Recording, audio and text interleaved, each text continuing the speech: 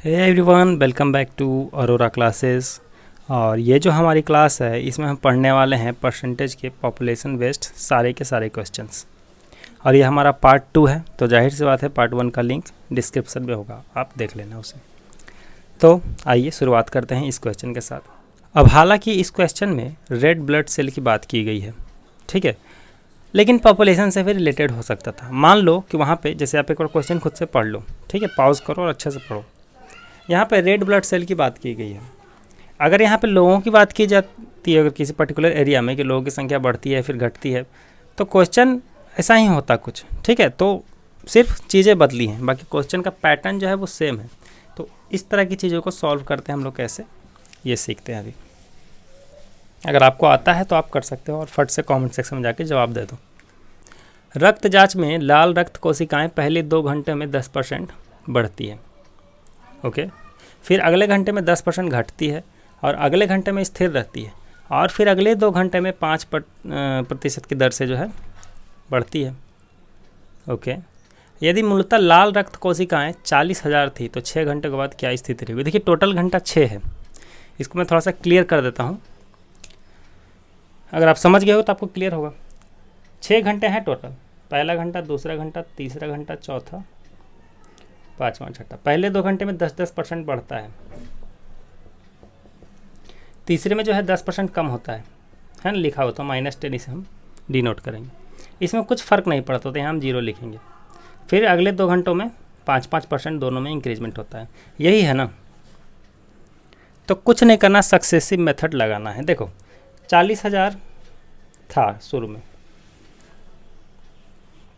Red blood cell body में, 10% बढ़ा पहले घंटे में, तो 10% बढ़ता है तो हम उसको क्या लिखते हैं, 110/100 लिखते हैं ना। तो 110/100 ना लिख के 11/10 भी लिखा जा सकता है। ये सब छोटी छोटी चीज़ें ध्यान देना। फिर बढ़ा, फिर से 11/10, सक्सेसिव मेथड, गुना होते जाएगा। ये जो चीज़ें हैं ना बस गुना करते जाएंगे, आंसर हमारा आ जाएगा, ठीक है। अब देखो फिर -10 हो रहा है, यानी कि 90% रह जाएगा। 2 घंटों का ये तीसरे घंटे में -10 हो जा रहा है, यानी कि 90% हो रहा है। तो 90% को हम लोग 9/10 लिख सकते हैं कि नहीं लिख सकते हैं। 0 है तो 0 को हम लोग कुछ नहीं लिखेंगे, 1 उसको मान सकते हैं। तो 1 की तो कोई वैल्यू होती नहीं, तो नहीं लिखेंगे उसे। फिर 5% बढ़ता है, फिर से 5% बढ़ता है, तो 105/100, 105/100 को हम लोग क्या लिख सकते हैं, हम लोग लिख सकते हैं इसको 21/20 लिख सकते हैं। कैसे, 105 को अगर काटोगे, डिवाइड करके देख लेना, 5 से 100 कटेगा, फिर 5 से ये कटेगा, 105 से 21 आएगा, फिर से 21/20। चीज़ें हो गई आपके सामने क्लियर। देखो 1 2 0 गया यहाँ पे, 20 × 20 400 होता है ना, ख़त्म हो गया ये। नीचे बचा हमारा 10।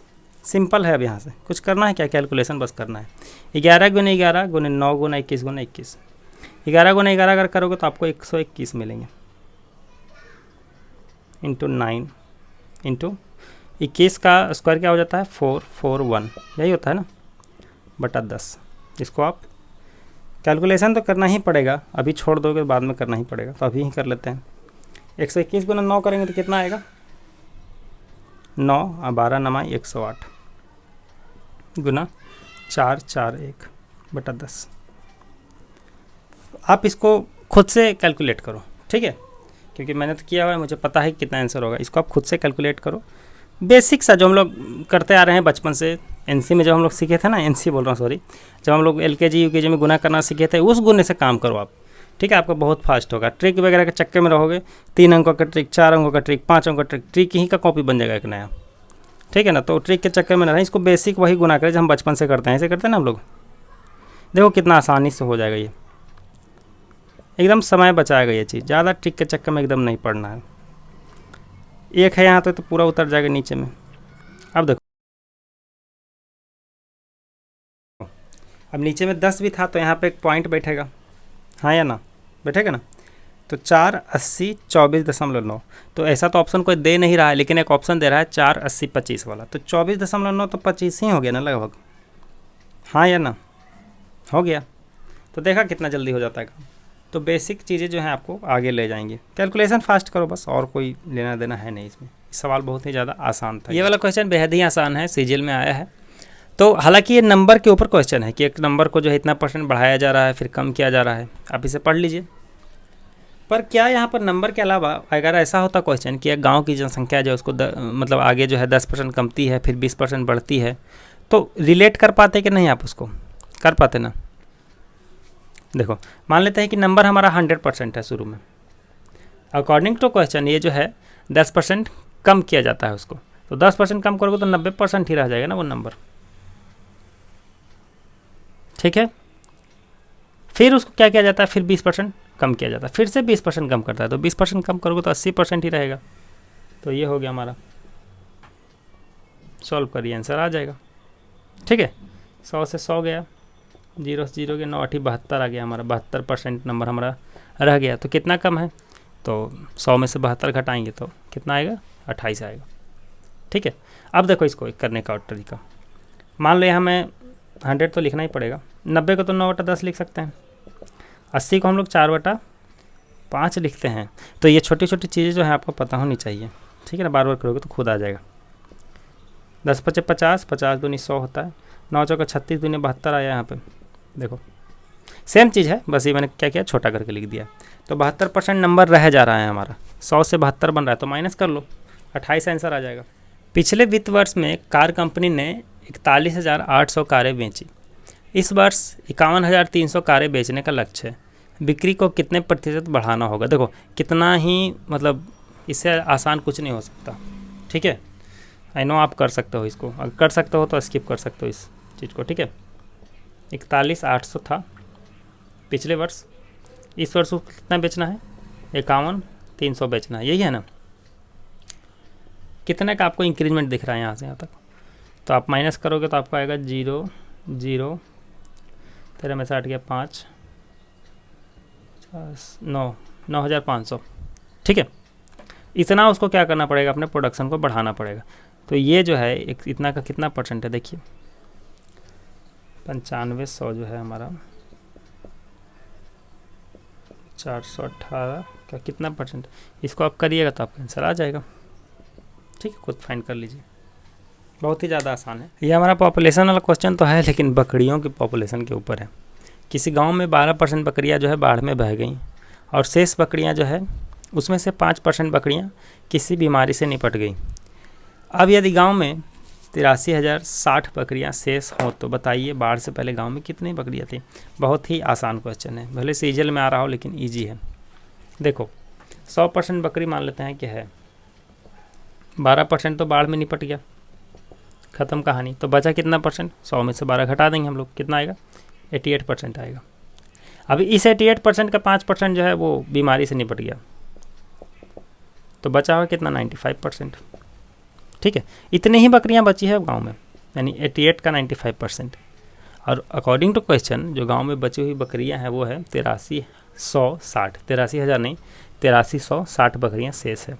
यानी कि मैं ऐसा लिख सकता हूँ कि 88 का 95%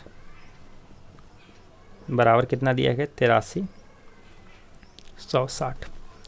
यहाँ तक समझ पाए आप। बची हुई इतनी ही है, अकॉर्डिंग टू क्वेश्चन यही दिया गया है, तो क्या मैं ऐसे नहीं लिख सकता। इस 100 को यहाँ भेजिए, 95 को नीचे लाइए, 88 को भी नीचे लाइए। जब इधर से सब कुछ हट जाएगा तो इधर क्या बचेगा, 0 1 बचेगा, 1, ठीक है। ये 1% की वैल्यू आएगी। तो आपकी क्लैरिटी के लिए मैं क्या करता हूँ, इसको हटा देता हूँ। 1% की वैल्यू ये हुई। अब 100% निकालना होगा तो फिर इसको क्या करना पड़ेगा, आगे की बात में पहले इसको हम कर लेते हैं। देखो 20 बार में 5 से, 19 बार में 5 से कटा, ये नंबर 19 से कटेगा। देखो कितना बार में कटेगा, 19 चौका 76 होता है ना। 76 को जब आप माइनस करोगे 83 में से तो 7 बचेंगे, फिर से 76, 440 आ गया ना। 88 दिख रहा है, 44 दिख रहा है, 5 बार में 88 चौका 88 बचे 440 हो जाएगा, ठीक है।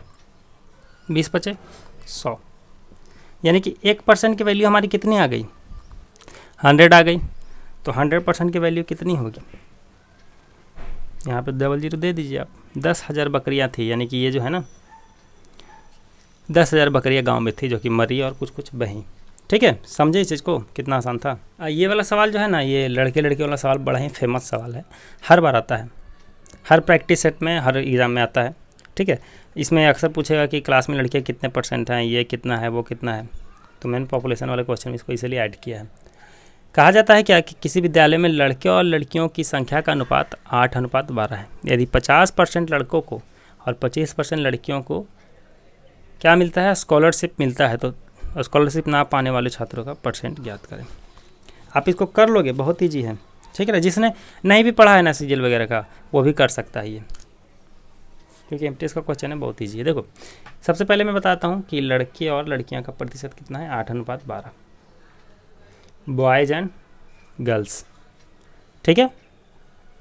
इसको मैं 8x लिख सकता हूँ क्या, 8x 12x, क्यों लिखना है, तो बिना मतलब के लिखना है, ठीक है, ठीक है ना। % हम लोग औसत वाले में ऐसा करते हैं,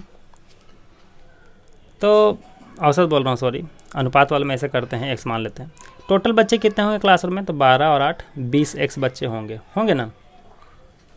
देखिए कहा जाता है कि 50% लड़कों को स्कॉलरशिप मिलता है, 50% को स्कॉलरशिप मिलता है, और 25% लड़कियों को स्कॉलरशिप मिलता है, ठीक है।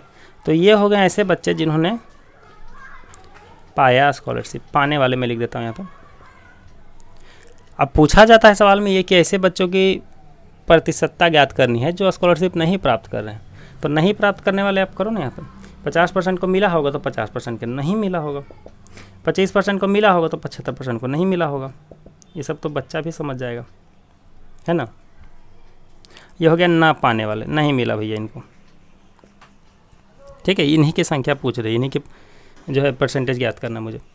8 का 50% तो 4 होता है, तो आप सब जानते हो, 4x हो जाएगा ना। 12 का 75% अगर आप निकालोगे तो वो आपका 9x आएगा, ठीक है। देखिए 9 4 13x हो गया। 13x ऐसे बच्चे हैं जिनको स्कॉलरशिप मिला ही नहीं।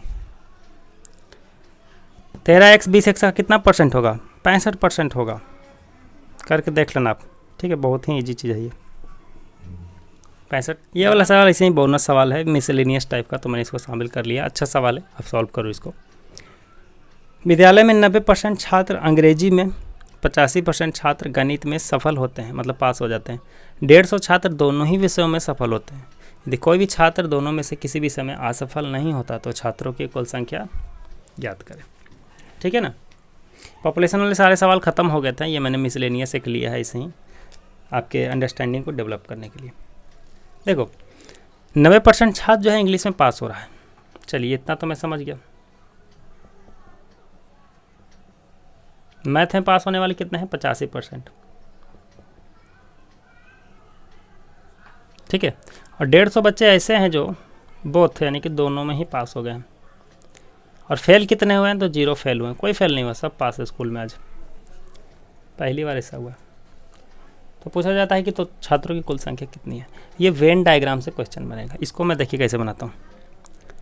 मैं 2 गोला लेता हूँ ऐसे, देखिए गोला 2, ये मैथ का गोला है, ये इंग्लिश का गोला है।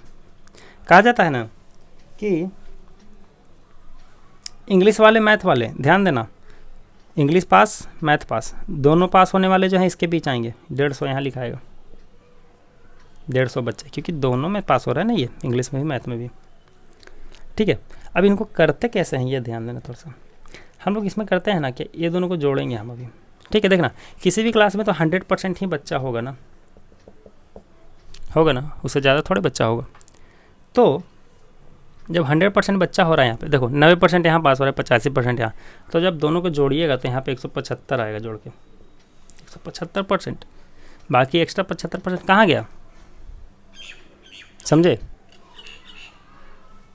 तो वही जो बच्चे हैं ना ये बीच में आते हैं, 75% यहाँ पे ऐसे बच्चे होंगे, समझे। वेन डायग्राम को ऐसे ही सॉल्व करते हैं, दोनों को जोड़ते हैं, 100 में से माइनस कर देते हैं। किसी भी क्लास में मैक्सिमम 100% ही हो सकता है, 102%, 103% थोड़े होगा। तो 75% ऐसे बच्चे हैं जो दोनों में घुसे हुए हैं, शामिल हैं। तो इंग्लिश पास होने वाले कितने बच्चे बने जो सिर्फ इंग्लिश पास किए हैं, तो 90 में से 75 माइनस करो, कितना होगा, 15 होगा, 15, ठीक है। और 85 में से 75 माइनस करोगे तो 10। अब ये क्या निकल के आ रहा है मेरा, फर्स्ट टाइम देखिएगा तो मन में सवाल आएगा कि सब क्या निकल के आ रहा है। अभी 90 बोला था, यहाँ पे 15 हो गया, यहाँ 85 बोला था, यहाँ पे 10 हो गया। तो ये हो क्या रहा है ना कि 90% बच्चों ने इंग्लिश तो पास किया, लेकिन उसमें मैथ वाले भी शामिल हैं, ठीक है। लेकिन यहाँ जो 15 निकल के आया है ना, ये सिर्फ वो बच्चे हैं जिसने सिर्फ और सिर्फ इंग्लिश में पास किया, मैथ को इसने टच भी नहीं किया, ठीक है। और ये 10% जो निकल के आ रहे हैं, ये सिर्फ और सिर्फ मैथ में पास हुए हैं, इंग्लिश को इसने टच भी नहीं किया है। प्योर नंबर ये निकल के आ गया, ठीक है। अब जोड़ के देखिए, 15, 10, 25 और 75, 100% हो गया। अब बताइए मुझे कि 75% की वैल्यू तो पहले से दी गई है, अकॉर्डिंग टू क्वेश्चन 150 दी गई है ना, तो क्या 100% की वैल्यू नहीं निकल जाएगी? 200 होगी ना। 75 दूना 150, 100 दूना 200, यानी 200 बच्चे रहे होंगे उस क्लासरूम में, सॉरी उस स्कूल में। इस चीज़ को समझ पाए आप? आई होप ये क्लास आपको पसंद आई होगी और आपने यहाँ पे कुछ तो ज़रूर नया सीखा होगा। अगर सीखा है तो बहुत ही अच्छी बात है। मिलता हूँ मैं नेक्स्ट क्लास में, तब तक के लिए बाय बाय, टेक केयर।